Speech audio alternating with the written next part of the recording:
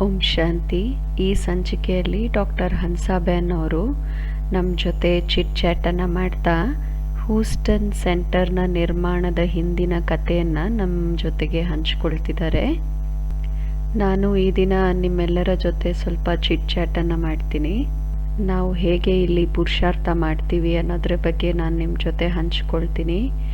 ನೀವೆಲ್ಲರೂ ಮಧುಬನ್ಗೆ ಭಾಳ ಸಮೀಪ ಇದ್ದೀರಾ. ಸೀನಿಯರ್ ಸಿಸ್ಟರ್ಸು ಹಾಗೂ ದಾದೀರ್ಗೆ ಎಲ್ಲರಿಗೂ ಮತ್ತು ಮಧುಬನಕ್ಕೂ ನೀವು ಭಾಳ ಸಮೀಪ ಇದ್ದೀರಾ. ನಾವಂತೂ ಬಹಳ ದೂರ ಇದ್ದೀವಿ. ಮೊದಲೆಲ್ಲ ನಾನು ದಾದಿಯವ್ರಿಗೆ ಭಾಳ ಫೋನ್ ಮಾಡ್ತಾಯಿದ್ದೆ. ಮುರಳಿಯಲ್ಲೇನಾದರೂ ಪ್ರಶ್ನೆ ಬಂದರೆ ಗೊತ್ತಾಗಲಿಲ್ಲ ಅಂತ ಹೇಳಿದ್ರೆ ನಾನು ದಾದಿಯವ್ರಿಗೆ ಫೋನ್ ಮಾಡ್ತಾಯಿದ್ದೆ. ಈಗಂತೂ ನಾನು ಒಬ್ಬರೇ ಒಂಟಿಯಾಗಿ ಎಲ್ಲವನ್ನ ನೋಡ್ಕೋಬೇಕಾಗತ್ತೆ. ಬಾಬ್ದಾದಾರವ್ರ ಜೊತೆ ಎಲ್ಲವನ್ನ ಮಾಡ್ತಾ ಹೋಗ್ತಿದ್ದೀವಿ. ಗಾಂಧಿನಗರ ಇದ್ದಾರಲ್ಲ, ನಾನು ಅವ್ರಿಗೆ ಭಾಳ ಶುಕ್ರಿಯಾ, ಥ್ಯಾಂಕ್ಸನ್ನು ಹೇಳ್ತೀನಿ. ನಾನು ಒಮ್ಮೆ ಅವ್ರ ಹತ್ರ ಕ್ಲಾಸ್ ಮಾಡಲಿಕ್ಕೋಸ್ಕರ ಹೋಗಿದ್ದೆ. ಆಗ ಅಚಾನಕ್ಕಾಗಿ ಕೈಲಾಶ್ ದೀದಿಯವರು ಬಾಬ್ದಾದವರ ಸುಂದರ ಮೆಸೇಜನ್ನು ನನಗೆ ಕೊಟ್ಟರು. ಅದು ಬರೆದಿದ್ರು, ಅದನ್ನು ನನಗೆ ಕೊಟ್ಟರು. ಆ ಮೆಸೇಜು ನನ್ನ ಜೀವನದಲ್ಲಿ ನನ್ನ ರಕ್ಷಾ ಕವಚದ ಥರ. ಹೇಗೆ ನಾನು ಆ ಒಂದು ಮಹಾವಾಕ್ಯ ಏನಿದೆ, ಈ ರೀತಿ ಅನುಭವ ಮಾಡ್ತೀನಿ, ನಾನು ಛತ್ರಛಾಯೆ ಒಳಗಡೆ ಇದ್ದೀನಿ ಅಂತ ಹೇಳಿ, ಡ್ರಾಮಾದ ಛತ್ರಛಾಯಲ್ಲಿ ಇದ್ದೀನಿ ಅಂತ ಹೇಳಿ ನಾನು ಅನುಭವ ಮಾಡ್ತೀನಿ. ಆ ಒಂದು ಮೆಸೇಜನ್ನು ನಾನು ನಿಮಗೆಲ್ಲರಿಗೂ ಸಹ ಓದ್ಬಿಟ್ಟು ತಿಳಿಸ್ತೀನಿ. ನಾನು ನಿಮಗೆ ಇದರ ಸಾರವನ್ನು ಓದಿ ಹೇಳ್ತೀನಿ. ಫುಲ್ ಮೆಸೇಜ್ ಇದೆ, ಅದರಲ್ಲಿ ಸಾರ ಅಷ್ಟೇ ಓದಿ ಹೇಳ್ತೀನಿ. ವ್ಯರ್ಥ ಮಾತುಗಳಿಂದ ಕಿನಾರ ಮಾಡ್ಕೊಂಬಿಡಿ, ದೂರ ಇರಿ. ನೀವು ಎಂದೂ ಯಾರದು ನಿಂದನೆ ಮಾಡಬಾರ್ದು. ಏಕೆಂದರೆ ಈ ಅನಾದಿ ಡ್ರಾಮಾದಲ್ಲಿ ಪ್ರತಿಯೊಬ್ಬ ಆತ್ಮ ತಮ್ಮ ಆ್ಯಕ್ಯುರೇಟ್ ಪಾರ್ಟನ್ನು ಮಾಡ್ತಾ ಇದ್ದಾರೆ. ಈ ಡ್ರಾಮಾದ ಪ್ರತಿಯೊಂದು ಸೀನು ನಿಮ್ಮ ಮಕ್ಕಳಿಗೆ ಬಹಳ ಪ್ರಿಯವಾಗಿರಬೇಕಾಗಿದೆ. ಏಕೆಂದರೆ ಈ ಡ್ರಾಮಾ ಸ್ವಯಂ ರಚಯಿತ ತಂದೆಗೆ ಬಹಳ ಪ್ರಿಯವಾಗಿದೆ. ಇದು ದುಃಖ ಸುಖ ಸೋಲು ಗೆಲುವಿನ ಬಹಳ ಸುಂದರ ನಾಟಕ ರಚನೆಯಾಗಿದೆ. ಇದರಲ್ಲಿ ಪ್ರತಿಯೊಬ್ಬ ಆ್ಯಕ್ಟರು ತಮ್ಮ ವಿಶೇಷ ಪಾತ್ರವನ್ನು ಮಾಡ್ತಾ ಇದ್ದಾರೆ. ಆದ್ದರಿಂದ ಡ್ರಾಮಾದ ಪ್ರತಿಯೊಂದು ಸೀನನ್ನು ನೋಡ್ತಾ ಸದಾ ಖುಷಿಯಾಗಿರಿ. ನೀವು ಈ ಕಲ್ಯಾಣಕಾರಿ ಡ್ರಾಮಾದಲ್ಲಿ ಯಾರನ್ನೂ ಸಹ ದೋಷಿಯನ್ನಾಗಿ ಮಾಡಂಗಿಲ್ಲ. ಏಕೆಂದರೆ ಏನೆಲ್ಲ ಪಾಸ್ಟ್ ಆಗಿದೆ ಅದೇ ಮತ್ತೆ ಆಗಬೇಕಾಗಿದೆ. ಇದು ಮಾಡಿಸಲ್ಪಟ್ಟಂತಹ ಹಾಗೂ ಆಗ್ತಾ ಇರುವಂತಹ ಡ್ರಾಮಾ ಆಗಿದೆ. ಆದ್ದರಿಂದ ಯಾರಿಗೂ ಸಹ ನಾವು ದೋಷಿಯನ್ನಾಗಿ ಮಾಡೋಕ್ಕಾಗೋದಿಲ್ಲ. ಇದು ಡ್ರಾಮಾದು ಬಹಳ ಸುಂದರ ಭಾವಿ ರಚನೆ ಆಗಿದೆ. ಯಾರ ಮಕ್ಕಳು ಸಾಕ್ಷಿ ದೃಷ್ಟ ಅಲ್ಲೇ ಇರ್ತಾ ಡ್ರಾಮಾದ ಪ್ರತಿಯೊಂದು ಆ್ಯಕ್ಟನ್ನು ನೋಡ್ತಾ ಇರ್ತಾರೆ, ಅವರ ಸ್ಥಿತಿ ಮಧುವಿನ ಸಮಾನ, ಜೇನಿನ ಸಮಾನ ಆಗಿಬಿಡುತ್ತೆ. ಅವರು ಸದಾ ಏಕರಸ ಹಾಗೂ ಅಚಲವಾಗಿ ಇರ್ತಾರೆ. ಸೊ ಈ ಮೆಸೇಜನ್ನು ನಾನು ಸದಾ ನನ್ನ ಆಫೀಸಲ್ಲೂ ಇಟ್ಕೊಂಡಿದ್ದೀನಿ ಹಾಗೂ ನನ್ನ ಬೆಡ್ ಪಕ್ಕನೂ ಸದಾ ಇರುತ್ತೆ. ಯಾವಾಗಾದರೂ ಏನಾದರೂ ಪರಿಸ್ಥಿತಿ ಬಂದಾಗ ಅಥವಾ ಏನಾದರೂ ಸಮಸ್ಯೆ ಬಂದಾಗ ಮನಸ್ಸು ಸ್ವಲ್ಪ ಸಡಿಲ ಆಗಿಬಿಡುತ್ತಲ್ಲ, ಆಗ ನನ್ನ ಮನಸ್ಸಿಗೆ ನಾನು ವ್ಯರ್ಥ ಯೋಚನೆ ಮಾಡೋಕ್ಕೆ ಬಿಡೋದಿಲ್ಲ. ಇಮಿಡಿಯೇಟಾಗಿ ಈ ಮೆಸೇಜ್ ಏನಿದೆ ಅದನ್ನು ಓದ್ಬಿಡ್ತೀನಿ. ನಾನು ಅದನ್ನು ಓದಿದ ಮೇಲೆ ನಾನು ಏಕ್ದಮ್ ಸಾಕ್ಷಿ ದೃಷ್ಟ ಆಗಿಬಿಡ್ತೀನಿ. ಸೊ ಯಾವುದೇ ಪರಿಸ್ಥಿತಿ ಸಣ್ಣದಿರ್ಬೋದು ದೊಡ್ಡದಿರ್ಬೋದು, ಆಗ ನನಗೆ ಅದರ ಪ್ರಭಾವ ನನ್ನ ಮೇಲೆ ಆಗೋದಿಲ್ಲ. ಈ ಮೆಸೇಜ್ ನಾನು ಅನೇಕರಿಗೆ ಕೊಟ್ಟಿದ್ದೀನಿ, ಬ್ರಾಹ್ಮಣ ಪರಿವಾರದವರಿಗೆ ಎಲ್ಲರಿಗೂ ಇದನ್ನು ಗಿಫ್ಟ್ ಥರ ನಾನು ಈ ಮೆಸೇಜನ್ನು ಕೊಡ್ತಾ ಇರ್ತೀನಿ. ಏನೇ ಪ್ರೋಗ್ರಾಮ್ ಆಗುತ್ತಲ್ಲ ಅದರಲ್ಲಿ ನಾನು ಎಲ್ಲರಿಗೂ ಈ ಮೆಸೇಜನ್ನು ಪ್ರಿಂಟ್ ಮಾಡಿಸಿ ಗಿಫ್ಟನ್ನು ಕೊಡ್ತೀನಿ. ಎಲ್ಲರಿಗೂ ಇದೇ ಹೇಳ್ತೀನಿ, ನೀವು ಕೂತ್ಕೊಂಡು ಯಾವಾಗಾದರೂ ಮುನ್ಸ್ಕೊಂಡ್ರೆ ಬೇಜಾರಾದರೆ ಏನಾದರೂ ಪರಿಸ್ಥಿತಿ ಬಂದಾಗ ಫಸ್ಟು ಇದನ್ನು ಓದಿ ಆಮೇಲೆ ವಿಚಾರ ಮಾಡಿ ಅಂತ ಹೇಳ್ತೀನಿ. ನಾನು ಕಳೆದ 2-3 ತಿಂಗಳಿಂದ ಅಮೃತ ವೇಳೆಯಲ್ಲಿ ಬಾಬಾ ಅವ್ರನ್ನ ಕೇಳ್ತಾ ಇದ್ದೆ ಈ ಪ್ರಶ್ನೆ. ದೇಹಾಭಿಮಾನ ಅಂತೂ ನಮಗೆಲ್ಲರಿಗೂ ಗೊತ್ತಿದೆ, ಆದರೆ ದೇಹಾಭಿಮಾನ ಎಲ್ಲಿಂದ ಬರುತ್ತೆ? ದೇಹಾಭಿಮಾನ ಅಂದರೆ ದೇಹದ ಕಾನ್ಷಿಯಸ್ಸು ಅನ್ನೋದು ಗೊತ್ತಿದೆ, ಆದರೆ ಆ ದೇಹಾಭಿಮಾನದ ಮೂಲ ಏನು, ಅದರ ಗುಹ್ಯ ರಹಸ್ಯ ಏನು, ಎಲ್ಲಿಂದ ಬರುತ್ತೆ ಅಂತ ನಾನು ಕೇಳ್ತಾ ಇದ್ದೆ ಬಾಬಾ ಅವ್ರನ್ನ. ಯಾರಾದರೂ ಜಿಜ್ಞಾಸು ಬಂದರೆ ನಾವು ಅವ್ರಿಗೆ ಹೇಗೆ ಎಕ್ಸ್ಪ್ಲೇನ್ ಮಾಡೋದು, ದೇಹಾಭಿಮಾನ ದೇಹಭಾನ ಇದು ಹೇಗೆ ಬರುತ್ತೆ ಅಂತ ಹೇಗೆ ಎಕ್ಸ್ಪ್ಲೇನ್ ಮಾಡೋದು. ನಾನು ಬಾಬಾ ಅವ್ರಿಗೆ ಹೇಳಿದೆ, ಬಾಬಾ ನಾನು ಇದನ್ನು ಅತಿ ಸೂಕ್ಷ್ಮ ರೀತಿಯಲ್ಲಿ ತಿಳ್ಕೋಬೇಕು, ಆದರೆ ನಾನು ಯಾರನ್ನು ಕೇಳಲಿ ಇದ್ರ ಬಗ್ಗೆ. ಮಧುಬನದಲ್ಲಿ ದಾದಿನ ಕೇಳೋಣ ಅಂದರೆ ದಾದಿ ಭಾಳ ಬ್ಯುಸಿಯಾಗಿರ್ತಾರೆ. ಸೊ ಯಾರನ್ನ ಕೇಳಲಿ ಅಂತ ಒಂದಿನ ನಾನು ಅಮೃತ ವೇಳೆ ನನ್ನ ಬೆಡ್ ಹತ್ರ ಭಾಳಷ್ಟು ಬುಕ್ಸ್ ಇರುತ್ತೆ, ಭಾಳ ಅವ್ಯಕ್ತವಾಣಿ ಬುಕ್ಸು ನನ್ನ ಬೆಡ್ ಪಕ್ಕದಲ್ಲೇ ಇರುತ್ತೆ. ಮತ್ತು ನಾನು ಬೆಳಗ್ಗೆ ಸದಾ ಅವ್ಯಕ್ತವಾಣಿಯನ್ನು ಓದ್ತೀನಿ ಪ್ರತಿನಿತ್ಯ. ಪ್ರತಿದಿನ ಬೆಳಗ್ಗೆ ನಾನು ಒಂದು ಅವ್ಯಕ್ತ ಮುರಳಿ ಹಾಗೂ ಸಾಕಾರ ಮುರಳಿ ಓದೋದಿಲ್ಲ, ಬಟ್ ನಾನು ಡೀಪ್ ಸ್ಟಡಿ ಮಾಡ್ತೀನಿ. ಸ್ಟಡಿ ಮಾಡಿದ್ಮೇಲೆ ನಾನು ಅದರ ನೋಟ್ಸನ್ನು ಬರ್ಕೊಳ್ತೀನಿ. ಆಮೇಲೆ ನಾನು ಹೋಗ್ಬಿಟ್ಟು ಮುರಳಿ ಕ್ಲಾಸನ್ನು ಮಾಡ್ತೀನಿ. ಒಂದಿನ ನಾನು ಒಂದು ಅವ್ಯಕ್ತ ಮುರಳಿ ಬುಕ್ಕು ಭಾಳ ಅಲ್ಲಿತ್ತಲ್ಲ, ಅದರಲ್ಲಿ ಒಂದು ಬುಕ್ ಎತ್ಕೊಂಡೆ. ನಾನು ಹೇಳಿದೆ, ಬಾಬಾ ನನ್ನ ಪ್ರಶ್ನೆಗೆ ಖಂಡಿತ ಉತ್ತರ ಕೊಡ್ತಾರೆ ಅಂತ ಹೇಳಿಬಿಟ್ಟು ನಾನು ಒಂದು ಬುಕ್ ಎತ್ಕೊಂಡೆ. ಬಾಬಾ ಅದರಲ್ಲಿ ನನಗೆ ಜವಾಬು ಕೊಟ್ಟರು, ನಾನು ನಿಮಗೆ ಹೇಳ್ತೀನಿ, ನಿಮ್ಮ ಹತ್ರನೂ ಅನೇಕ ಮುರಳಿಗಳ ಭಂಡಾರ ಇರ್ಬೋದು, ನೀವು ಅದರಲ್ಲಿ ನೋಡಿ. ನನಗೆ ಬಂದಿದ್ದ ಮುರಳಿ 25 ಜೂನು 1970 ಮುರಳಿಯಾಗಿದೆ. ಇದರಲ್ಲಿ ಬಾಬಾ ಅವ್ರು ನನಗೆ ಭಾಳ ಸೂಕ್ಷ್ಮವಾಗಿ ಉತ್ತರವನ್ನು ಕೊಟ್ಟರು. ನಾನು ಪೂರಾ ಮುರಳಿ ಈಗ ನಿಮಗೋಸ್ಕರ ಓದೋದಿಲ್ಲ, ಸಮಯ ಇಲ್ಲ ಫುಲ್ ಓದೋದಕ್ಕೆ. ಸೊ ನಾನು ನಿಮಗೆ ಓದಿ ಹೇಳ್ತೀನಿ ಸ್ವಲ್ಪ, ಏಕೆಂದರೆ ನಾನು ಎಕ್ಸ್ಪ್ಲೈನ್ ಮಾಡಿದರೆ ನಿಮಗೆ ನನ್ನ ಹಿಂದಿ ಸರಿ ಇಲ್ಲ, ಅದಕ್ಕೋಸ್ಕರ ನಾನು ಓದ್ಬಿಡ್ತೀನಿ ನಿಮಗೋಸ್ಕರ ಸಾರ. ಯಾರಲ್ಲಾದರೂ ಫಸ್ಟ್ ಮಾಯಾ ಪ್ರವೇಶ ಆದರೆ ಮಾಯೆ ಯಾವ ರೂಪದಲ್ಲಿ ಬರುತ್ತೆ ಅಂತ ಬಾಬಾ ಪ್ರಶ್ನೆ ಕೇಳ್ತಾ ಇದ್ದಾರೆ. ಪ್ರತಿಯೊಬ್ಬರು ತಮ್ಮ ತಮ್ಮ ವಿಚಾರಗಳನ್ನು ತಿಳಿಸಿದ್ರು ಬಾಬಾ ಅವ್ರಿಗೆ. ಮೊದಲು ಮಾಯೆ ಭಿನ್ನ ಭಿನ್ನ ರೂಪದಲ್ಲಿ ಆಲಸ್ಯವನ್ನೇ ತರುತ್ತೆ. ಆಲಸ್ಯದಿಂದಲೇ ಶುರುವಾಗುತ್ತೆ. ದೇಹಾಭಿಮಾನದಲ್ಲೂ ಸಹ ಮೊದಲನೇ ರೂಪ ಆಲಸ್ಯದ್ದೇ ಧಾರಣೆ ಮಾಡುತ್ತೆ. ಆ ಸಮಯದಲ್ಲಿ ಶ್ರೀಮತವನ್ನು ತಗೊಂಡು ಅದನ್ನು ವೆರಿಫೈ ಮಾಡುವಂತಹ ಆಲಸ್ಯವನ್ನು ಮಾಡ್ತಾರೆ. ಆಗ ದೇಹಾಭಿಮಾನ ಹೆಚ್ಚಾಗಿಬಿಡುತ್ತೆ. ಆಮೇಲೆ ಎಲ್ಲ ಮಾತುಗಳಲ್ಲಿ ಭಿನ್ನ ಭಿನ್ನ ರೂಪದಲ್ಲಿ, ಮೊದಲಿಗೆ ಆಲಸ್ಯದ ರೂಪದಲ್ಲಿ ಬರುತ್ತೆ, ಸುಸ್ತಿಯ ರೂಪದಲ್ಲಿ ಬರುತ್ತೆ. ಇದರಿಂದ ಏನಾಗುತ್ತೆ, ಈಶ್ವರೀಯ ಸಂಬಂಧದಿಂದ ಅದು ದೂರ ಮಾಡಿಬಿಡುತ್ತೆ. ಈಶ್ವರೀಯ ಸಂಬಂಧದಿಂದ, ಸಾಕಾರ ಸಂಬಂಧದಿಂದ ಸಹಯೋಗವನ್ನು ತಗೊಳ್ಳೋದ್ರಿಂದ ಅದು ದೂರ ಮಾಡಿಬಿಡುತ್ತೆ. ಈ ಸುಸ್ತಿ ಬಂದ ಮೇಲೆ ಇದರ ವಿಕರಾಳ ರೂಪ ಹೇಗೆ ಬರುತ್ತೆ, ದೇಹ ಅಹಂಕಾರದ ಪ್ರತ್ಯಕ್ಷ ರೂಪದಲ್ಲಿ, ವಿಕರಾಳ ರೂಪದಲ್ಲಿ ಅದು ಬರುತ್ತೆ. ಈ ಮೆಸೇಜು ಬಾಬಾ ಅವರು ನಾನು ಕೇಳಿದ ಪ್ರಶ್ನೆಗೆ ಆ ಮುರಳಿಯಲ್ಲಿ ನನಗೆ ಉತ್ತರ ಕೊಟ್ಟರು. ನಿಮಗಂತೂ ಗೊತ್ತಿರುತ್ತೆ ಇದ್ರ ಬಗ್ಗೆ ಎಲ್ಲ, ನನಗಂತೂ ನಾನು ಯೋಚನೆ ಮಾಡಿರಲಿಲ್ಲ ಇದ್ರ ಬಗ್ಗೆ. ಸೊ ಈ ಮೆಸೇಜು ನನಗೆ ಡೈಮಂಡ್ ಸಿಕ್ಕಾದ ಹಾಗೆ ಆಯಿತು. ನಾನೆಂದೂ ಯೋಚನೆ ಮಾಡಿರಲಿಲ್ಲ ಮಾಯೆ ಅಥವಾ ದೇಹಾಭಿಮಾನ ಎಲ್ಲದಕ್ಕಿಂತ ಮೊದಲು ಸುಸ್ತಿ ಅಥವಾ ಆಲಸ್ಯದ ರೂಪದಲ್ಲಿ ಬರುತ್ತೆ ಅಂತ. ಆದರೆ ಮಾಯೇನೂ ಇದೇ ರೀತಿ ಬರುತ್ತೆ, ದೇಹಾಭಿಮಾನನೂ ಇದೇ ರೀತಿ ಬರುತ್ತೆ. ಅದಾದಮೇಲೆ ಬಾಬಾ ಅವರು ಒಂದು ಮುರಳಿಯಲ್ಲಿ ಹೇಳಿದ್ದಾರೆ, ನೀವಂತೂ ಭಾಳ ಮುರಳಿಗಳನ್ನು ಕೇಳಿರ್ತೀರ. ಸುಸ್ತಿ ಆದಾಗ ಅಥವಾ ಆಲಸ್ಯ ಆದಾಗ ನಾವೇನು ಮಾಡ್ತೀವಿ, ನಾವು ಕಾರಣಗಳನ್ನು ಹೇಳ್ತೀವಿ, ನೆಪಗಳನ್ನು ಹೇಳ್ತೀವಿ. ಅನೇಕ ಕಾರಣಗಳು, ಅನೇಕ ನೆಪಗಳನ್ನು ನಾವು ತೆಗಿತಾ ಹೋಗ್ತೀವಿ. ಮಾಯೆ ಬಂದ ಕೂಡಲೇ, ಸುಸ್ತಿ ಬಂದ ಕೂಡಲೇ, ಆಲಸ್ಯ ಬಂದ ಕೂಡಲೇ ನಾವು ಬಹಾನಬಾಜಿ ನೆಪ ಹೇಳೋದನ್ನು ಶುರು ಮಾಡಿಬಿಡ್ತೀವಿ. ಆಗ ನಾವು ಬಹಾನಬಾಜಿ ಆಟ ಆಡೋದಕ್ಕೆ ಶುರು ಮಾಡ್ತೀವಿ. ಬಾಬಾ ನನಗೆ ಇದರ ಡೀಟೇಲ್ಸನ್ನು ಮುರಳಿಯಲ್ಲಿ ನನಗೆ ಆನ್ಸರನ್ನು ಕೊಟ್ಟರು. ಈ ದಿನ ನಾವು ಕ್ಲಾಸಲ್ಲೂ ಸಹ ಇದೇ ಮಾತಿನ ಬಗ್ಗೆ ಚರ್ಚೆಯನ್ನು ಮಾಡ್ತಾ ಇದ್ವಿ. ಮಾಯೆ ಹೇಗೆ ಬರುತ್ತೆ ಅನ್ನೋದ್ರ ಬಗ್ಗೆ ನಾವು ಕ್ಲಾಸಲ್ಲಿ ಚರ್ಚೆ ಮಾಡ್ತಿದ್ವಿ. ಸೊ ನಾನು ಅಂದ್ಕೊಂಡೆ ಇದ್ರ ಬಗ್ಗೆ ನಿಮ್ಮ ಹತ್ರನೂ ನಾನು ಶೇರ್ ಮಾಡ್ಕೊಳ್ಳೋಣ ಅಂತ ನನಗೆ ಅನಿಸ್ತು.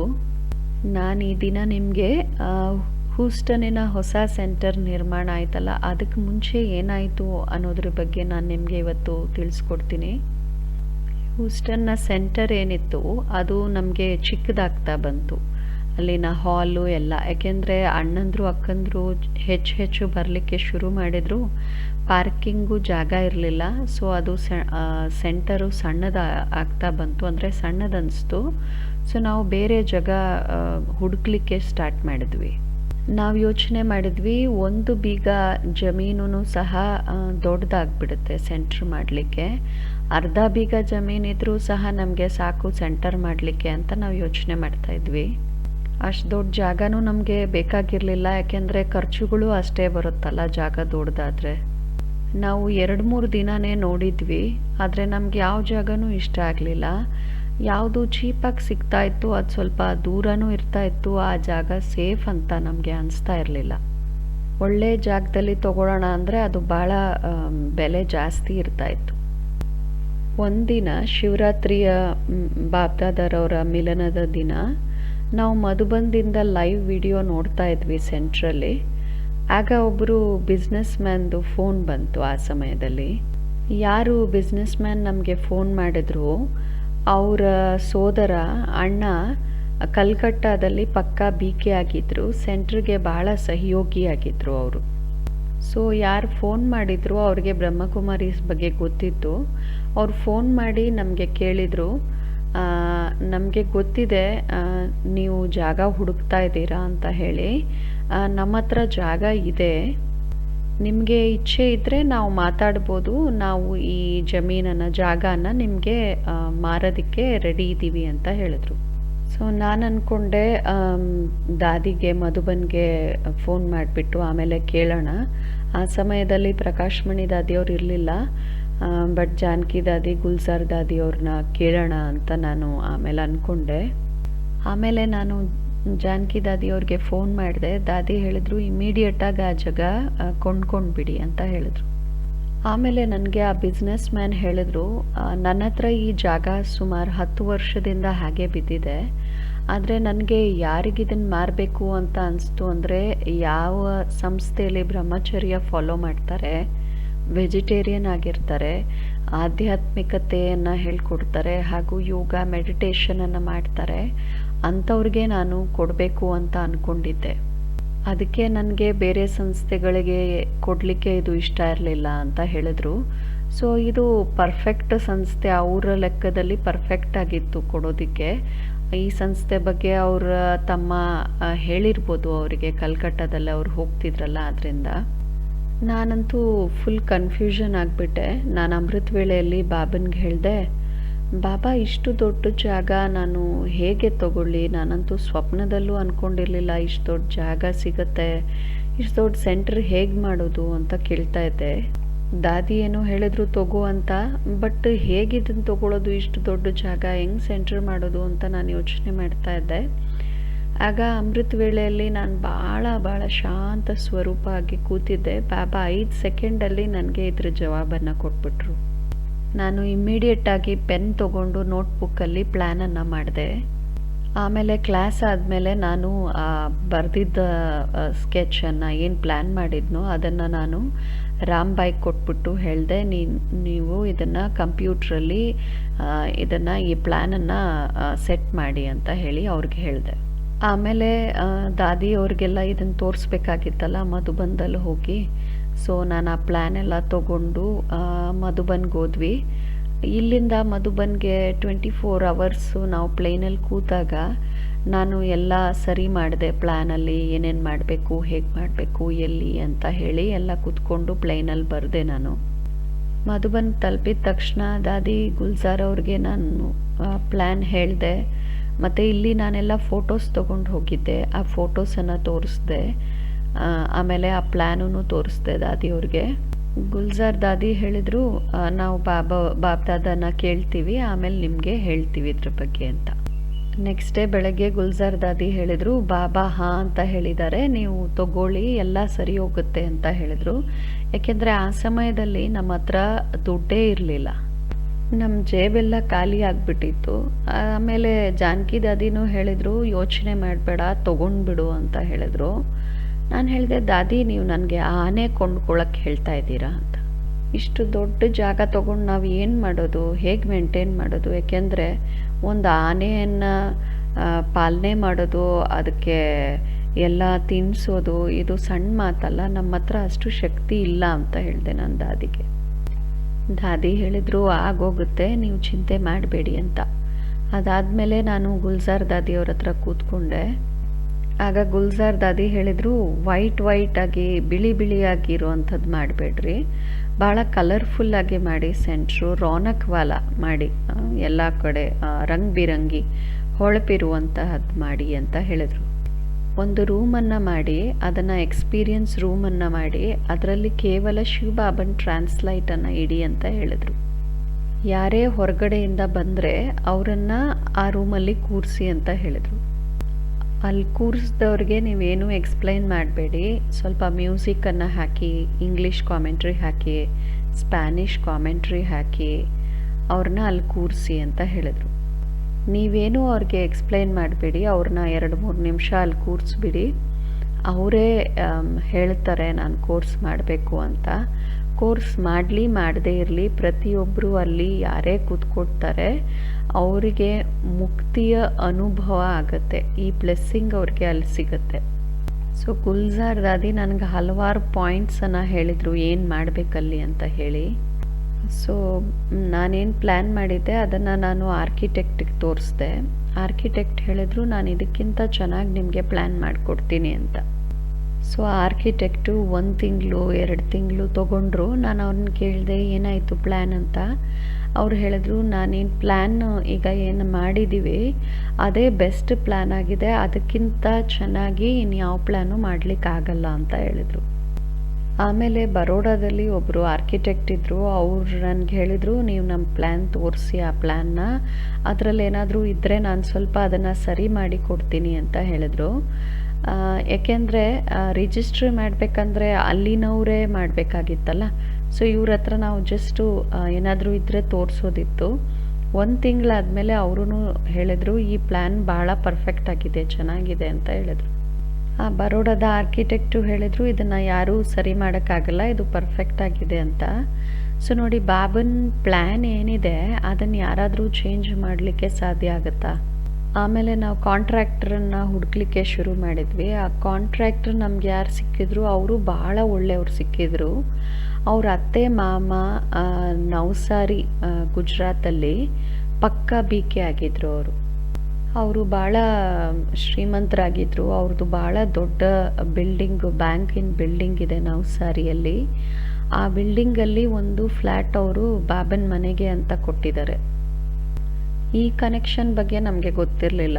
ಆಮೇಲೆ ಯಾರು ನಮಗೆ ಸಹಯೋಗ ಕೊಟ್ಟರು ಅವರು ಸಿವಿಲ್ ಇಂಜಿನಿಯರು, ಅವರು ಮುಸ್ಲಿಮ್ ಆಗಿದ್ದರು, ಬಟ್ ಭಾಳ ಒಳ್ಳೆಯ ವ್ಯಕ್ತಿಯಾಗಿದ್ದರು. ಅವರು ಹೇಳಿದರು ನಾನು ನಿಮಗೆ 50%ಅಲ್ಲೇ ಮಾಡಿಕೊಡ್ತೀನಿ ಅಂತ ಹೇಳಿ. ಸೊ ಆ ಕಾಂಟ್ರಾಕ್ಟ್ರು ಮತ್ತು ಸಿವಿಲ್ ಇಂಜಿನಿಯರು ಇಬ್ಬರು ಮುಸ್ಲಿಮ್ಸ್ ಇದ್ದರು, ಭಾಳ ಸಹಯೋಗ ಕೊಟ್ಟರು. ಆಮೇಲೆ ನಮ್ಮ ಬಿಲ್ಡಿಂಗ್ ಪ್ಲ್ಯಾನ್ದು ಪರ್ಫೆಕ್ಟಾಗಿ ಎಲ್ಲ ಮಾಡಿ ಕೊಟ್ಟರು. ಅವರಂತೂ ಆರ್ಕಿಟೆಕ್ಟು ಆಗಿದ್ದರು, ಸಿವಿಲ್ ಇಂಜಿನಿಯರ್ ಆಗಿದ್ದರು, ಕಾಂಟ್ರಾಕ್ಟ್ರು ಆಗಿದ್ದರು. ಅವರು ಹೇಳಿದರು ನಾನಂತೂ ಸಾವಿರಾರು ಬಿಲ್ಡಿಂಗ್ಸನ್ನು ಮಾಡಿದ್ದೀನಿ, ಪ್ಲ್ಯಾನ್ಸನ್ನು ನೋಡಿದ್ದೀನಿ, ಆದರೆ ನೀವೇನು ಈ ಪ್ಲ್ಯಾನನ್ನು ಮಾಡಿದ್ದೀರಾ, ಈ ಪ್ಲ್ಯಾನ್ ಭಾಳ ಕಡಿಮೆ ಖರ್ಚಲ್ಲಿ ರೆಡಿ ಆಗುತ್ತೆ, ಕಡಿಮೆ ಖರ್ಚಾದ್ರೂ ಸಹ ಭಾಳ ಸುಂದರವಾಗಿ ನಿರ್ಮಾಣ ಆಗುತ್ತೆ, ಕಮ್ಮಿ ಖರ್ಚ ಸುಂದರವಾದಂತಹ ಬಿಲ್ಡಿಂಗ್ ಈ ಪ್ಲ್ಯಾನಿಂದ ಆಗುತ್ತೆ ಅಂತ ಹೇಳಿದ್ರು. ಆಮೇಲೆ ನಾವು ಕೋರ್ಟಲ್ಲಿ ಹೋಗಿ ಬ್ರಹ್ಮಕುಮಾರೀಸ್ ಹೆಸರಲ್ಲಿ ರಿಜಿಸ್ಟರ್ ಮಾಡಬೇಕಾಗುತ್ತೆ, ಡೀಡ್ ಮಾಡಬೇಕಾಗುತ್ತಲ್ಲ, ಹೋಗ್ಬಿಟ್ಟು ಆ ಜಮೀನನ್ನು ರಿಜಿಸ್ಟರ್ ಮಾಡಿಸಿದ್ವಿ. ನಾನು ರಾಮ್ಬಾಯಿ ಹೋಗಿ ಯಾವ ಲಾಯರ್ಗೆ ಯಾವ ಕಂಪ್ನಿಗೂ ಕೊಟ್ಟಿಲ್ಲ, ನಾವೇ ಹೋಗ್ಬಿಟ್ಟು ಅದನ್ನು ರಿಜಿಸ್ಟರ್ ಮಾಡಿದ್ವಿ. ಆಮೇಲೆ ನಾನು ಮಧುಬನ್ಗೆ ಹೋಗಿದ್ದೆ. ಮಧುಬನ್ದಲ್ಲಿ ಗುಲ್ಜಾರ್ ದಾದಿ ಜೊತೆ ಸ್ವಲ್ಪ ಚಿಟ್ ಚಾಟನ್ನು ಮಾಡಿದೆ. ಆಮೇಲೆ ಅಲ್ಲಿಂದ ನಾನು ಅಹಮದಾಬಾದ್ಗೆ ಹೋದೆ. ಏನೆಲ್ಲ ಫರ್ನಿಚರ್ ನೀವು ಇವತ್ತು ಈ ಸೆಂಟ್ರಲ್ ನೋಡ್ತೀರಾ ಎಲ್ಲದರ ಡ್ರಾಯಿಂಗು ನಾನು ಕೈಯಿಂದನೇ ಮಾಡಿದೆ. ಒಂದು ಫರ್ನಿಚರ್ನು ಯಾವುದು ನೀವು ನೋಡ್ತೀರಾ ಅದು ಅಮೇರಿಕದ ಏನೂ ಇಲ್ಲ. ಇಲ್ಲಿರುವಂಥ ಎಲ್ಲ ವಸ್ತುಗಳೂ ಭಾರತದ್ದೇ ಆಗಿದೆ ಫರ್ನಿಚರು. ಅಹಮದಾಬಾದ್ಗೆ ಹೋಗ್ಬಿಟ್ಟು ನಾವು ಒಂದು ಅಣ್ಣನಿಗೆ ಕಾಂಟ್ರಾಕ್ಟ್ ಕೊಟ್ವಿ. ಈ ಎಲ್ಲ ಏನು ಡಿಸೈನ್ ಬರೆದು ಕೊಟ್ಟಿದ್ವಿ, ಈ ಥರ ಫರ್ನಿಚರನ್ನು ನೀವು ಮಾಡಿ ಅಂತ ಹೇಳಿ ಅವ್ರಿಗೆ ಕೊಟ್ವಿ. ಅದಾದಮೇಲೆ ನಾವು ಅಬು ರೋಡ್ಗೆ ಹೋದ್ವಿ. ಅಬು ರೋಡಲ್ಲಿ ಭಾಳಷ್ಟು ಮಾರ್ಬಲ್ ಅಂಗಡಿಗಳಿತ್ತು. ಅವ್ರಿಗೂ ಸಹ ನಾವು ಪ್ಲ್ಯಾನ್ ಕೊಟ್ವಿ, ನಮಗೆ ಮಾರ್ಬಲಲ್ಲಿ ಈ ಥರ ಫೌಂಟನ್ ಬೇಕು, ಈ ಥರ ಆನೆಗಳು ಬೇಕು, ಮತ್ತು ಹಂಸ ಬೇಕು, ಕೂತ್ಕೊಳ್ಳೋ ಅಂಥ ಬೆಂಚಸ್ಸು ಈ ಥರ ಬೇಕು, ಇಷ್ಟಿಷ್ಟು ಬೇಕು ಅಂತ ಹೇಳಿ ಅವ್ರಿಗೆ ಹೇಳಿದ್ವಿ. ಸೊ ಮಾರ್ಬಲ್ದು ಏನೆಲ್ಲ ಇತ್ತು ಅದೆಲ್ಲ ನಾವು ಅಲ್ಲಿಂದ ಖರೀದಿ ಮಾಡಿದ್ವಿ. ಅದಾದಮೇಲೆ ಮತ್ತೆ ನಾನು ಅಹಮದಾಬಾದ್ಗೆ ಹೋದೆ. ಅಲ್ಲಿ ಎಲ್ಲ ಬಟ್ಟೆನೆಲ್ಲ ಕೊಂಡ್ಕೊಂಡ್ವಿ. ಅಲ್ಲಿ ಖಾಲಿ ಕುಷನ್ಸನ್ನು ಮಾಡಿಸಿದೆ ನಾನು. ಮತ್ತು ಏನೇನು ಮೆಟೀರಿಯಲ್ ಬೇಕಿತ್ತು, ಕ್ಲಾತು, ಅದೆಲ್ಲ ಅಲ್ಲೇ ಕೊಂಡ್ಕೊಂಡ್ವಿ ನಾವು. ಫರ್ನಿಚರ್ನ ಗದ್ದಿ ಇರ್ಬೋದು ಅಥವಾ ಪರದೆಗಳಿರ್ಬೋದು, ಕರ್ಟನ್ಸು, ಮತ್ತು ಕುಷನ್ ಮೇಲೆ ಕವರ್ಸ್ ಇರ್ಬೋದು, ಪ್ರತಿಯೊಂದರ ಮೆಟೀರಿಯಲ್ಲು ನಾವು ಅಲ್ಲಿ ಅಹಮದಾಬಾದಿಂದ ಖರೀದಿ ಮಾಡಿದ್ವಿ. ಏನೆಲ್ಲ ಬೆಡ್ ಸ್ಪ್ರೆಡ್ಸು ಎಲ್ಲ ಬೇಕಿತ್ತು ಅವೆಲ್ಲನೂ ಮಧುಬನ್ದಿಂದ ತೊಗೊಂಡ್ವಿ. ಸೊ ಪ್ರತಿಯೊಂದು ಸಹ ಈ ಸೆಂಟ್ರಲ್ಲಿ ನಾವು ನಮ್ಮ ಕೈಯಾರೆನೇ ಮಾಡಿದ್ದೀವಿ. ಒಂದು ಕಡೆ ಬಿಲ್ಡಿಂಗ್ನ ಕಾಂಟ್ರಾಕ್ಟ್ರಿಗೆ ಕೊಟ್ಬಿಟ್ವಿ ಬಿಲ್ಡಿಂಗ್ ಕೆಲಸ ಮಾಡೋದು. ಇನ್ನೊಂದು ಕಡೆ ಅದರಲ್ಲಿ ಏನೇನು ಬರಬೇಕು, ಆ ಸಾಮಾನು ಎಲ್ಲಿಂದ ಬರೋದು, ಅದರ ಕೆಲಸ ನಾವು ಶುರು ಮಾಡಿಬಿಟ್ವಿ ಇನ್ನೊಂದು ಕಡೆ. ಆಮೇಲೆ ನಮಗೆ ಕಾರ್ಪೆಟ್ಸ್ ಬೇಕಾಗಿತ್ತು. ಕಾರ್ಪೆಟ್ಸ್ ಅಮೇರಿಕಾದಲ್ಲಿ ಒಂದು ಕಾರ್ಪೆಟ್ಗೆ $10,000 ಆಗಿಬಿಡುತ್ತೆ. ನಾವಂತೂ ಅವುಗಳನ್ನ ಕೊಂಡ್ಕೊಳ್ಳೋಕ್ಕೆ ಸಾಧ್ಯ ಇರಲಿಲ್ಲ. ಸೊ ನಾನು ನೋಡ್ತಾ ಇದ್ದೆ ಇಂಟರ್ನೆಟ್ಟಲ್ಲಿ ಎಲ್ಲಿ ಸಿಗ್ಬೋದು ಅಂತ. ಓಪನ್ ಮಾಡಿದ ತಕ್ಷಣ ಜೈಪುರ್ ರಗ್ಸ್ ಅಂತ ಬಂತು.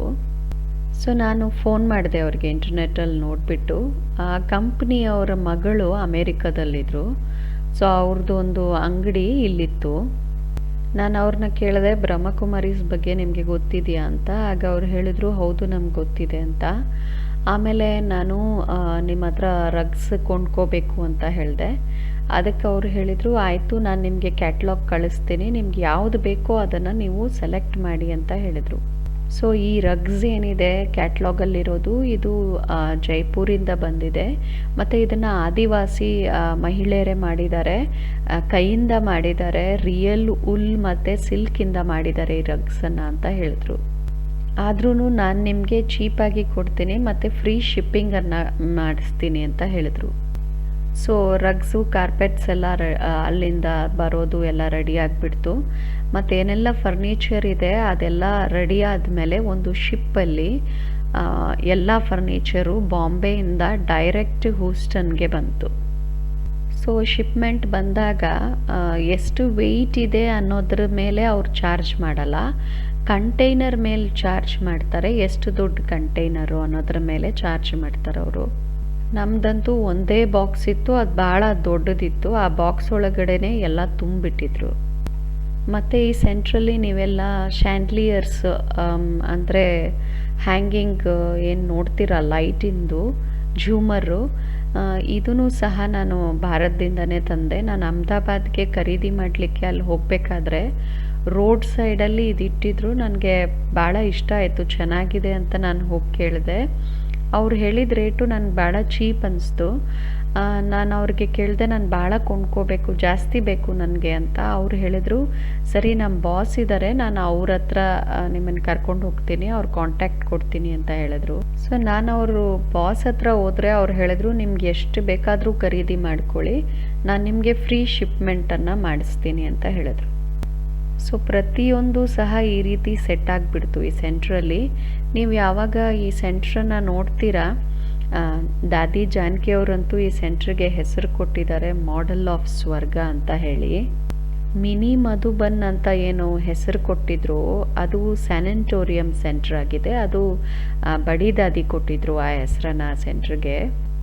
ಇದು ಟೆಕ್ಸಸ್ಸಲ್ಲಿ ಸ್ವರ್ಗದ ಮಾಡೆಲ್ ಆಗುತ್ತೆ ಅಂತ ಬಹಳ ವರ್ಷಗಳ ಹಿಂದೆ ದಾದಿ ಜಾನಕಿ ಅವರು ಹೇಳಿದರು. ಸೊ ಆ ಸೆಂಟರ್ನ ನಾನಿವತ್ತು ನಿಮಗೆ ತೋರಿಸ್ತೀನಿ. ಗಾರ್ಡನ್ ಅಂತೂ ಭಾಳ ದೊಡ್ಡದಿದೆ, 15 ಬೀಗ ಅಷ್ಟು ಜಮೀನಿದೆ ಗಾರ್ಡನ್ದು. ಜಮೀನಂತೂ ಭಾಳ ದೊಡ್ಡದಿದೆ. ಬಟ್ ಅದರಲ್ಲಿ ಏನು ಮಾಡೋದು, ಗಾರ್ಡನರ್ನ ಇಟ್ಕೊಳ್ಳೋಣ ಅಂದರೆ ಒಂದು ಗಾರ್ಡನರ್ನ ಸಂಬಳ ಒಂದು ವರ್ಷಕ್ಕೆ $50,000 ಇಲ್ಲಿ. ಸೊ ನಾವು ಯಾವ ಗಾರ್ಡನರ್ನೂ ಇಟ್ಕೊಂಡಿಲ್ಲ. ಆದರೂ ಬಹಳಷ್ಟು ಪ್ಲ್ಯಾಂಟ್ಸ್ ಇದೆ. 2,000ದಷ್ಟು ಮರಗಳಿದೆ, ಮರಗಳನ್ನ ನೆಟ್ಟಿದ್ದೀವಿ. ಮತ್ತು ಎಲ್ಲ ಥರದ ಫ್ಲವರ್ಸೂ ಸಹ ಇಟ್ಟಿದ್ದೀವಿ. ಎಲ್ಲ ನಮ್ಮ ಕೈಯಿಂದನೇ ಮಾಡಿದ್ದೀವಿ, ಯಾರೂ ಗಾರ್ಡನರು ಇಲ್ಲಿಲ್ಲ. ಪರಿವಾರದ ಸಹಯೋಗದಿಂದ ಎಲ್ಲವನ್ನ ಮಾಡಿದ್ದೀವಿ. ನಮ್ಮ 3 ಜನ ಅಣ್ಣಂದ್ರೇನಿದ್ದಾರೆ ಬಹಳ ಬ್ಯುಸಿ, 24 ಗಂಟೆನೂ ಬ್ಯುಸಿ ಇರ್ತಾರೆ. ಸೊ ನಮ್ಮ 3 ಜನ ಅಣ್ಣಂದರು 24 ಗಂಟೆ ಬ್ಯುಸಿ ಆಗಿಬಿಟ್ಟಿದ್ರು. ಯಾವಾಗ ಸೆಂಟರ್ ರೆಡಿ ಆಗಿಬಿಡುತ್ತೆ, ತಯಾರಾಗುತ್ತೆ, ಆಗ ಅದಕ್ಕೆ ಎಲ್ಲ ಸಾಮಾನುಗಳನ್ನ ಸಜಾವಟ್ ಮಾಡಬೇಕು ಎಲ್ಲ ಸುತ್ತಲೂ ಅಂತ ಹೇಳಿ ಬ್ಯುಸಿ ಆಗಿಬಿಟ್ಟಿದ್ರು. ನೀವು ನೋಡ್ತೀರಾ ಭಾಳ ದೊಡ್ಡ ದೊಡ್ಡ ಪೋಸ್ಟರ್ಸನ್ನು ನಾವು ಮಾಡಿದ್ದೀವಿ. ಆ ಪೋಸ್ಟರ್ಸು ಸಹ ನಾವು ಕಂಪ್ಯೂಟ್ರಲ್ಲಿ ಕೂತ್ಕೊಂಡು ಒಂದೊಂದು ಮಾಡಿದ್ವಿ. ಆಮೇಲೆ ಅದನ್ನು ಮಧುಬನಕ್ಕೆ ಸ್ವಲ್ಪ ಮತ್ತು ಡೆಲ್ಲಿಗೆ ಸ್ವಲ್ಪ ಕಳಿಸಿದ್ವಿ. ಡೆಲ್ಲಿಯಲ್ಲೊಬ್ಬರು ಭರತ್ ಬಾಯ್ ಇದ್ದಾರೆ. ಅವರು ನಾವು ಕಳಿಸಿದ್ದನ್ನು ಪೋಸ್ಟರ್ಸನ್ನು ದೊಡ್ಡ ದೊಡ್ಡ ಕ್ಯಾನ್ವಸ್ ಮೇಲೆ ಪ್ರಿಂಟ್ ಮಾಡಿಸಿದ್ರು. ಆ ಪ್ರಿಂಟ್ ಮಾಡಿರೋದನ್ನೆಲ್ಲ ರೋಲ್ ಮಾಡಿ ಆಮೇಲೆ ನಮಗೆ ಅದನ್ನು ಫ್ಲೈಟಲ್ಲಿ ಕಳಿಸ್ಬಿಟ್ರು. ರಾಮ್ಬಾಯ್ ಅಂತೂ ಭಾಳ ಟ್ಯಾಲೆಂಟೆಡ್ ಆತ್ಮ ಆಗಿದ್ದಾರೆ. ಬಾಬಾ ರಾಮ್ಬಾಯ್ಗೆ ಭಾಳಷ್ಟು ಮೆಥಡ್ಸನ್ನು ಬುದ್ಧಿಗೆ ತೊಗೊಂಡು ಬಂದರು. ಅವರು ಕೂತ್ಕೊಂಡು ಎಲ್ಲ ಪೋಸ್ಟರ್ಸ್ನ ಫ್ರೇಮ್ ಮಾಡಿದ್ರು, ವುಡನ್ ಫ್ರೇಮ್ಸ್ ಮಾಡಿಸಿದ್ರು, ಎಲ್ಲದರದ್ದು ಅವರೇ ಮಾಡಿದರು. ಇದೆಲ್ಲ ಸೆಂಟ್ರ್ ತಯಾರು ಮಾಡಬೇಕಾದ್ರೆ ನಮಗೆ ಮೆಹನತ್ತೇ ಅನಿಸಿಲ್ಲ. ಯಾವಾಗ ಜಮೀನು ತೊಗೊಂಡ್ವಿ ನಾವು, ಆಗ ಒಳಗಡೆ ಹೋಗಿ ನೋಡಬೇಕಾಗಿತ್ತಲ್ಲ ಹೇಗಿದೆ ಅಂತ. ಆದರೆ ಒಳಗಡೆ ಹೋಗೋಕ್ಕೂ ನಮಗೆ ಆಗ್ತಾ ಇರಲಿಲ್ಲ. ಎಲ್ಲಿ ನೋಡಿದ್ರೂ ಮುಳ್ಳುಗಳು, ಕಾಲು ಇಡೋಕ್ಕಾಗ್ತಾ ಇರಲಿಲ್ಲ ನಮಗೆ. ಒಳಗಡೆ ಎಲ್ಲ ಮುಳ್ಳಿನ ಗಿಡಗಳಿತ್ತು, ಉದ್ದುದ್ದ ಮುಳ್ಳುಗಳು, ಸಣ್ಣ ಸಣ್ಣ ಮುಳ್ಳುಗಳದ್ದು ಶ್ರಬ್ಸ್ ಎಲ್ಲ ಇತ್ತು. ಯಾರು ಅದನ್ನೆಲ್ಲ ಕಟ್ ಮಾಡಿ ಕ್ಲೀನ್ ಮಾಡಿದ್ರು ಅವ್ರಿಗೂ ಸಹ ಜಾಸ್ತಿ ಆ ಮುಳ್ಳುಗಳೆಲ್ಲ ತಗಲಿ ಅವ್ರಿಗೂ ಸಹ ಏಟಾಯಿತು. ಬಾಬಾ ಅವ್ರು ಹೇಳ್ತಾರಲ್ಲ ಮುಳ್ಳುಗಳ ಪ್ರಪಂಚ ಅಂತ ಹೇಳಿ, ಆ ಥರ ಇತ್ತು ಆ ಜಮೀನು. ಕೇವಲ ಮುಳ್ಳುಗಳದೇ ಎಲ್ಲ ಗಿಡಗಳಿತ್ತು.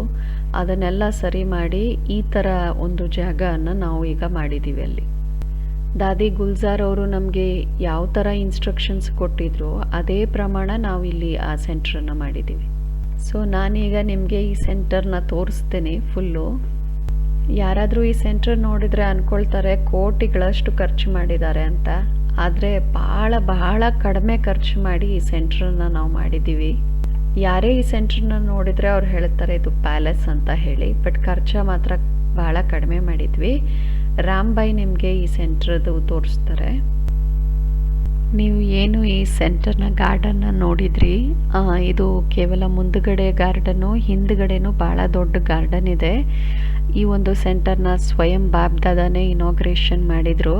ಈ ಸೆಂಟರ್ಗೆ ಯಾರಾದರೂ ಸಡನ್ ಆಗಿ ಬರ್ತಾರಲ್ಲ, ಪೊಲೀಸ್ ಅವ್ರು ಬರ್ತಾರೆ, ಫೈರ್ ಬ್ರಿಗೇಡ್ ಅವ್ರು ಬರ್ತಾರೆ, ಬೇರೆ ಯಾರಾದರೂ ಬರ್ತಾರೆ ಸಡನ್ನಾಗಿ. ಯಾಕೆಂದರೆ ಭಾಳಷ್ಟು ಕ್ಯಾಮ್ರಾಗಳನ್ನು ನಾವು ಹಾಕಿದ್ದೀವಿ. ಸೊ ಅಕ್ಕಪಕ್ಕದಲ್ಲಿ ಏನಾದರೂ ಘಟನೆಗಳು ನಡೆದ್ರೆ ಕ್ಯಾಮ್ರಾದು ನೋಡಲಿಕ್ಕೋಸ್ಕರ ಸಡನ್ನಾಗಿ ಯಾರಾದರೂ ಬರ್ತಾ ಇರ್ತಾರೆ. ಅವರು ಕ್ಯಾಮ್ರಾ ಅದು ನೋಡಲಿಕ್ಕೆ ಬಂದಾಗ ನಾವು ಫಸ್ಟು ಅವ್ರನ್ನ 2 ನಿಮಿಷ ಎಕ್ಸ್ಪೀರಿಯನ್ಸ್ ರೂಮಲ್ಲಿ ಕೂರಿಸ್ತೀವಿ. ಯಾವುದೇ ಮ್ಯೂಸಿಕ್ಕು ಏನೂ ಇಲ್ಲದೆ ಅಲ್ಲಿ ಕೂರಿಸ್ತೀವಿ. ಅವ್ರಿಗೆ ಬಹಳ ವಿಶಿಷ್ಟವಾದಂತಹ ಅನುಭವಗಳು ಅಲ್ಲಾಗುತ್ತೆ. ಅವ್ರ ಆ ಎಕ್ಸ್ಪೀರಿಯನ್ಸ್ ರೂಮಿಂದ ಹೊರಗಡೆ ಬಂದಾಗ ನಾವು ನೋಡ್ತೀವಿ ಅವ್ರ ಕಣ್ಣಲ್ಲಿ ಭಾಳಷ್ಟು ಕಣ್ಣೀರು ಬರ್ತಾ ಇರೋದನ್ನು ನೋಡ್ತೀವಿ. ಹೇಗೆ ದಾದಿ ಗುಲ್ಜಾರ್ ಅವರು ಹೇಳಿದ್ರಲ್ಲ, ಆ ರೀತಿ ಪ್ರತಿಯೊಬ್ಬರು ಯಾರೇ ಬಂದರೂ ಅಲ್ಲಿ ಕೂತ್ಕೊಂಡ್ರು ಆ ರೀತಿ ಅನುಭವಗಳನ್ನು ಮಾಡ್ತಾರೆ. ಯಾವಾಗ ಹೊರಗಿನವ್ರು ಬಂದು ಪಾರ್ಕಿಂಗಲ್ಲಿ ಪಾರ್ಕ್ ಮಾಡ್ತಾರಲ್ಲ, ಅವ್ರು ಹೇಳ್ತಾರೆ ಆ ಪಾರ್ಕಿಂಗಿಂದನೇ ನಮಗೆ ಒಳಗಡೆ ಬಂದು ಪಾರ್ಕ್ ಮಾಡಿದ ತಕ್ಷಣವೇ ನಮಗೆ ಭಾಳ ಶಾಂತಿಯ ಅನುಭವ, ಶಾಂತಿಧಾಮದ ಅನುಭವ ಆಗುತ್ತೆ ಅಂತ ಹೇಳ್ತಾರೆ. ಸೊ ಇಲ್ಲಿ ಯಾರೇ ಬರಲಿ ಅವರು ಖಂಡಿತ ಏನಾದರೂ ಒಂದು ಅನುಭವ ಮಾಡೇ ಹೋಗ್ತಾರೆ. ಓಂ ಶಾಂತಿ.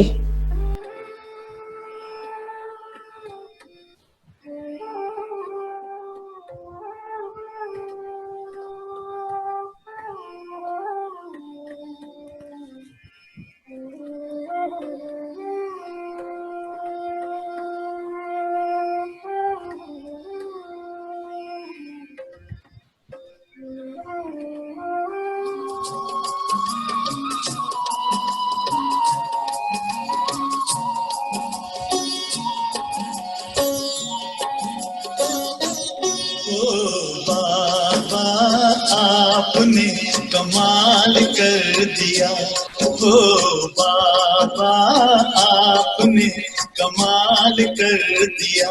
हमारा सारा जीवन आपने खुशहाल कर दिया, हाँ खुशहाल कर दिया। हो बाबा आपने कमाल कर दिया। शिव का झंडा ऊंच महान, शिव का सदा होगा सम्मान। सर्व का पिता वो शिव भगवान, शिव का ज्ञान करे कल्याण। शिव का झंडा ऊंच महान।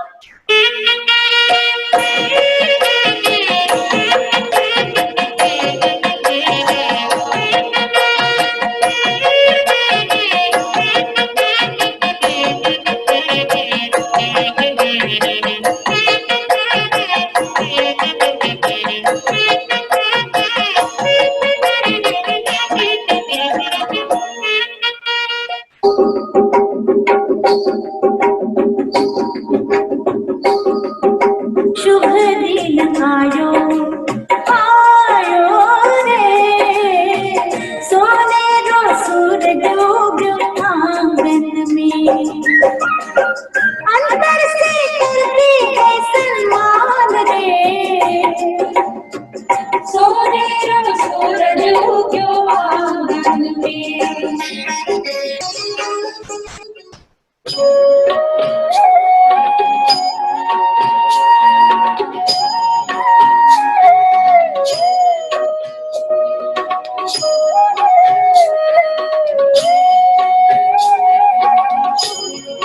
तुम्हारे साथ का अनुभव बड़ा निराला है, तुम्हारे साथ का अनुभव बड़ा निराला है।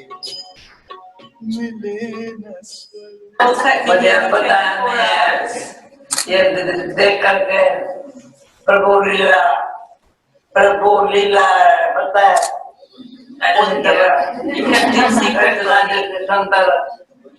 कचता कैसा होगा, कमाल कर दिया हमारे यहाँ दादी ने, दीदी ने कमाल कर दिया। मैंने पहला वाली दिखाया, दादी ने कमाल कर दिया। इन्होंने चोरी की है। मुझे फिर आपने इशारा दिया था तो पहले यहाँ आएंगे। मैंने कहा अच्छा। हर समय मैं 8 घंटा प्लेन में बैठ के आई।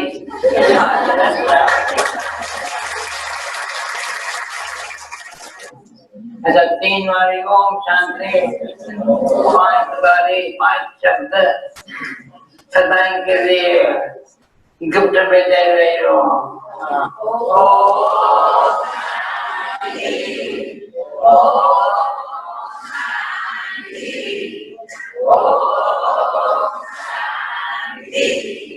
पहले बताओ तब इतनी खूब बहने है, माता है, यहाँ की है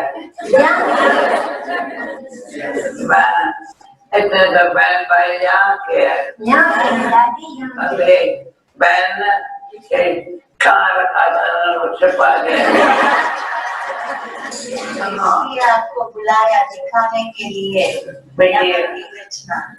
मैंने आज बोला पहले मुझे 20 रुपया सारा घर दिखाओ, नहीं दिखाया।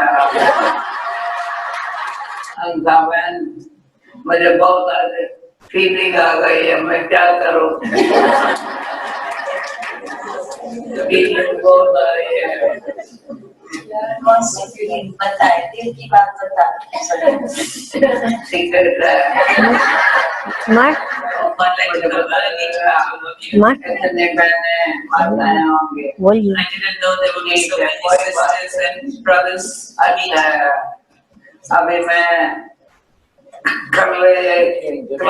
कभी मिलेगा 6 बजे, 6:30 कल शाम को।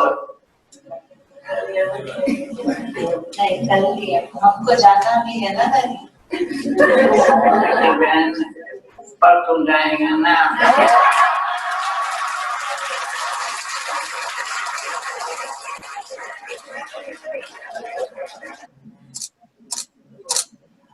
बाबा बाबा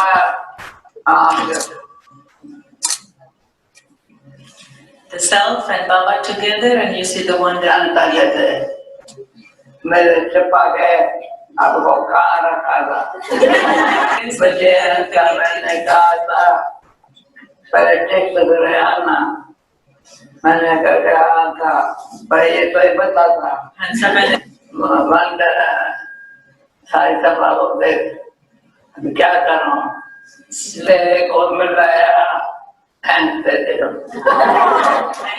मैं खुशी में डांस करूं गीत लगाऊं It's okay, working it.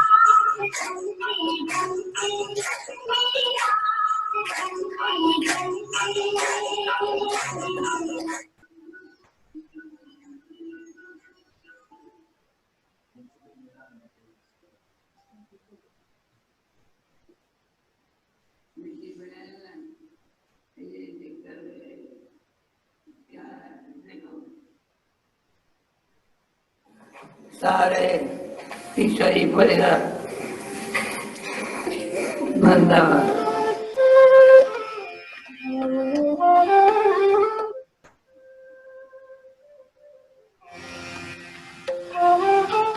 Pandharpur हमारी दादी है पंडरपुर दादी का हार देकर कमाल बाबा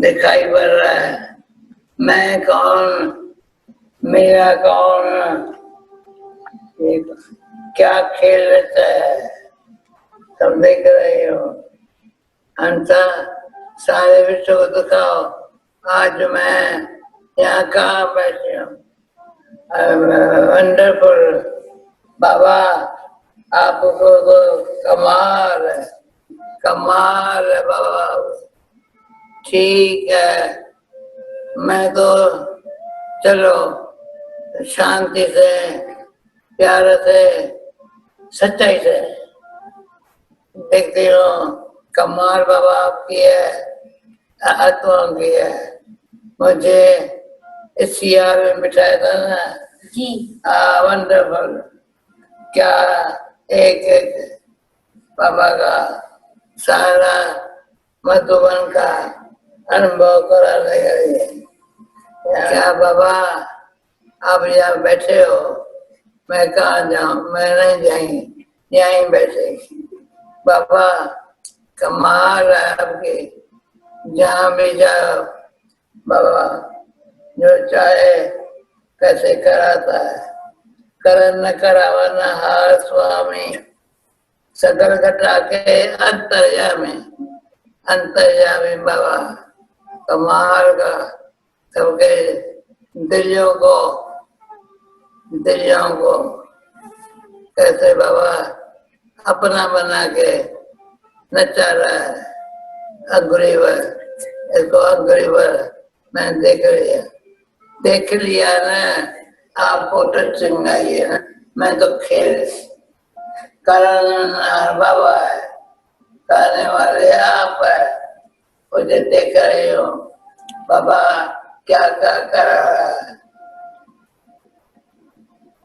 हम सब देख रहे हैं वंडरफुल सारे विश्व को दिखाना मैं आज कहा कल कहा